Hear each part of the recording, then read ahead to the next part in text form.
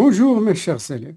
Aujourd'hui, je vais vous montrer comment reconnaître une combinaison, un arrangement, des applications ou des permutations. Certes, la plupart des élèves, une fois devant l'exercice, ne savent pas quoi utiliser. Est-ce qu'ils vont utiliser les arrangements, les permutations, les applications ou les combinaisons? Aujourd'hui, je vais essayer de mettre fin à cette ambiguïté.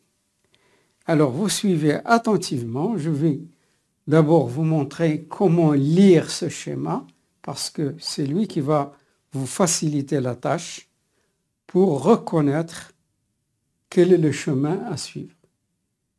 Voilà un chemin, voilà un autre chemin, et qui se répartissent en deux chemins.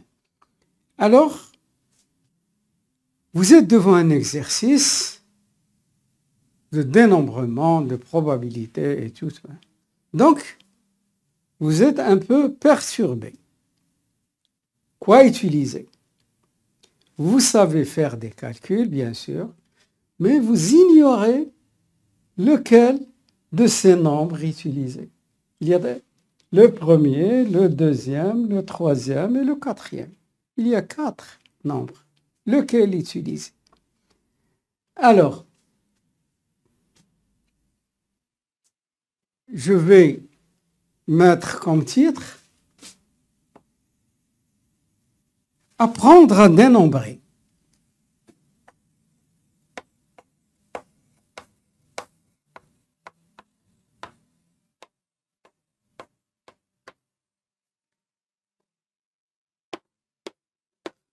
Quand je dis dénombrer, c'est-à-dire apprendre à compter.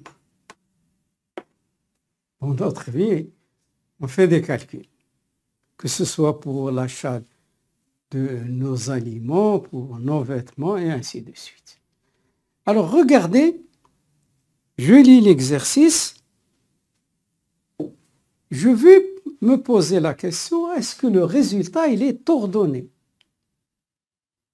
C'est la première. Sinon, je vais me limiter s'il n'est pas ordonné. Alors, je vais prendre ce nombre. Mais il faut d'abord trouver P et N. P et N, que représentent P et N? P et N représentent N, c'est toujours le plus grand, c'est lui qui est en bas. Et P, c'est le plus petit. C'est-à-dire, le nombre d'éléments P, le nombre d'éléments d'un ensemble, le nombre P d'un ensemble E, dans un ensemble, F par exemple, de N éléments. Combien je peux prendre P éléments dans N éléments? Nous allons mieux le comprendre avec les exercices. Alors, maintenant, cette écriture, pour certains, certes, la plupart savent ce que c'est, mais pour certains, je vais essayer d'abord de vous montrer comment faire des calculs avant de commencer les exercices. Alors, exemple, je vais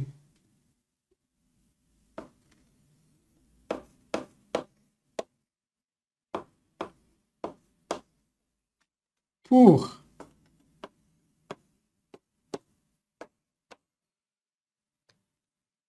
N égale 4 et P est égal à 2, on a. Moi, je fais maintenant que le calcul. C'est 2, 4. Alors, N, c'est 4. Et P, c'est 2. Alors, par analogie, 4 factoriel sur 2 factoriel, facteur de 4 moins 2 factoriel. Pour ceux qui ont oublié qu'est-ce que ça veut dire factoriel, c'est un produit. Je retranche chaque fois 1. 3 fois 2 fois 1. Après 1, je ne peux rien écrire. 2 factoriel. 2 fois 1 multiplié par 2 factoriel, 2 fois 1. Alors, je peux simplifier, bien sûr. Ça me donne 12 sur 2 est égal à 6. Alors, ce nombre-là, il est égal à 6. Alors, ça, c'est une première méthode. Moi, je vous dis, dorénavant, vous allez utiliser la calculatrice. Alors, je vais vous montrer. Pour la calculatrice, je vais prendre ma calculatrice. Alors, qu'est-ce que je fais? J'écris. Regardez la calculatrice, j'allume. 4, Shift, insert, il est au-dessus de divise. Et il vous apparaît sur l'écran C. 2. Et j'écris égal. Ça me donne 6. Regardez. Je ne sais pas si vous pouvez le voir. Alors, 4. Shift.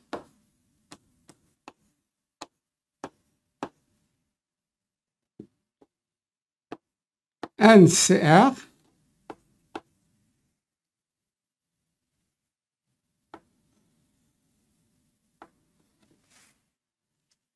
Trois.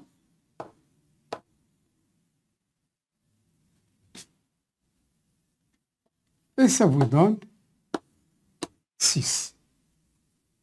Vérifiez, faites le calcul et vous allez vous habituer à l'utiliser. D'une manière générale. Voilà. Voilà.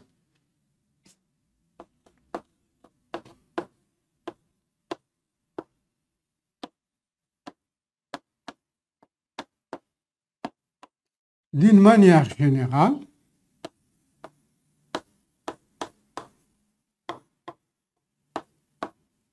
N, Shift,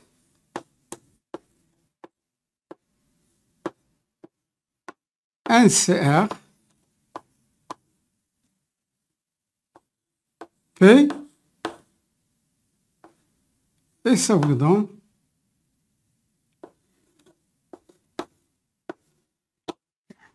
bien. Alors, c'est terminé pour le calcul. Le calcul, il n'y a pas de problème.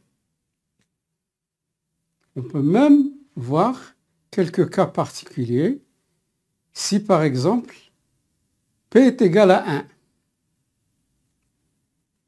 Cas particulier.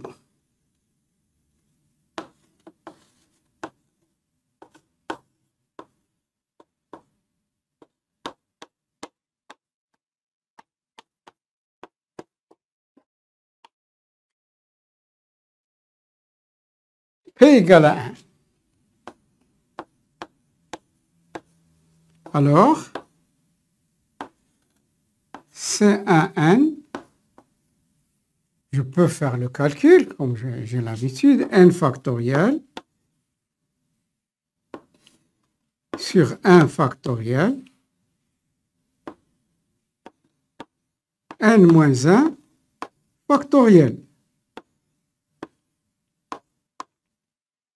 Mais 1 factoriel, c'est 1, bien sûr. n factoriel, j'écris n, facteur de n moins 1, n moins 2, n moins 3, 10, 9, 8, jusqu'à. Mais moi, je vais m'arrêter n moins 1 factoriel. 1 fois n moins 1 factoriel. Et je simplifie. Ça me donne n. Alors, rappelez. Donc, C1 n est égal à n.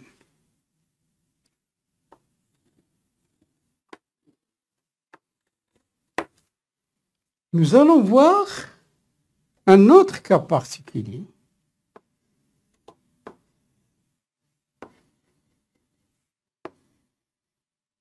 P est égal à n. Alors, ça nous donne quoi? Cn n est égal à n factoriel sur n factoriel, facteur n moins n factoriel. Alors, ça donne n factoriel sur n factoriel multiplié par 0 factoriel.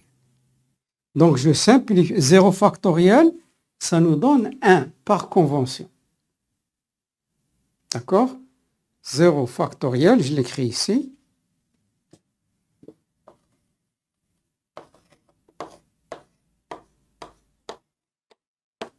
Bien.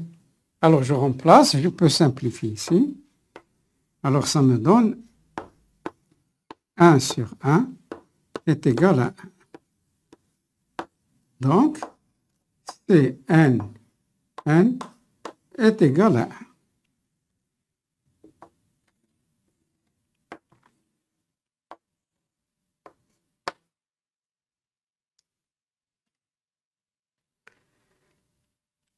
Alors maintenant, nous allons passer à un exercice qui se rapporte à ce chemin.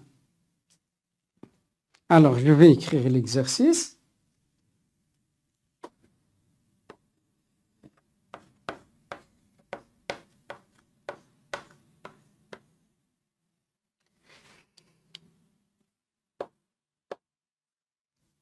Alors, je vais lire l'exercice. Alors, parmi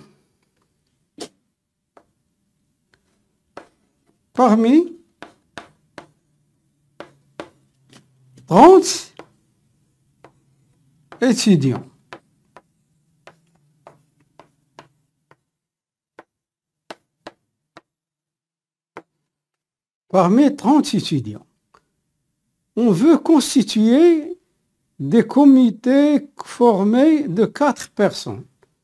On veut constituer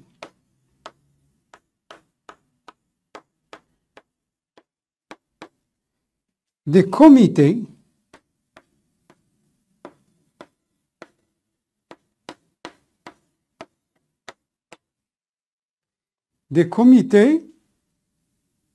formés de 4 personnes.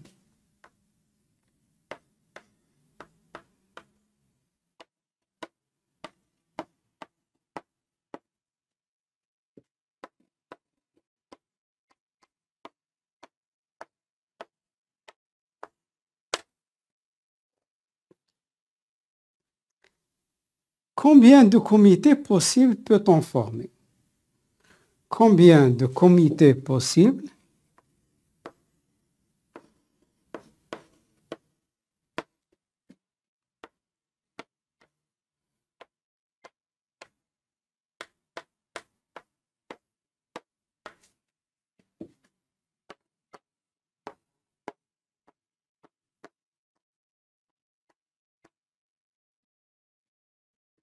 peut-on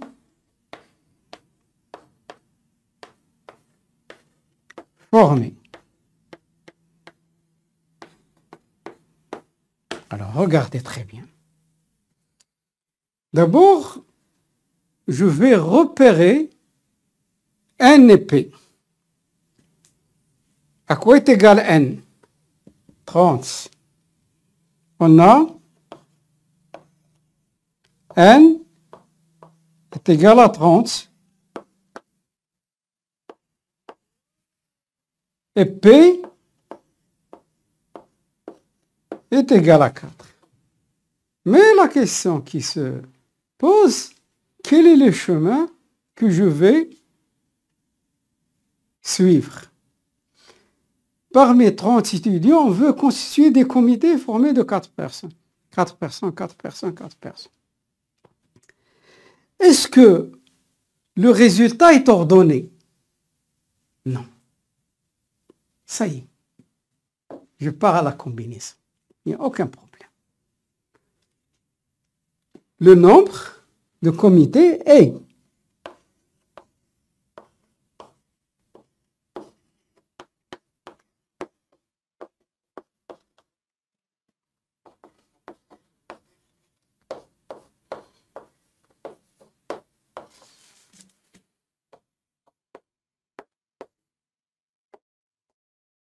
c'est 4, 30.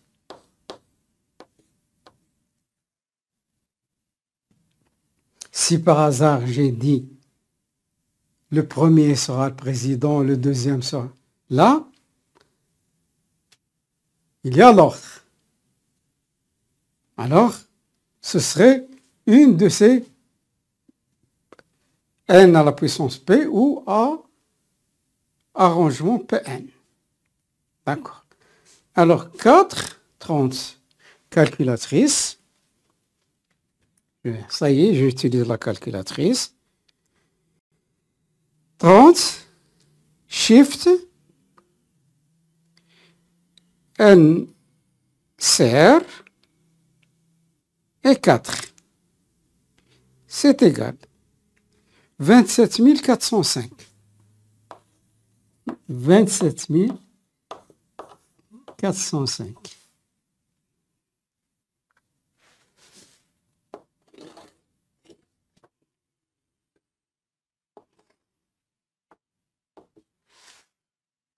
Alors, imaginez 27 405 comités possibles, seulement parmi 30 élèves. Alors, pour cet exercice, c'est terminé. Alors, au prochain exercice. Au revoir. Prenez soin de vous.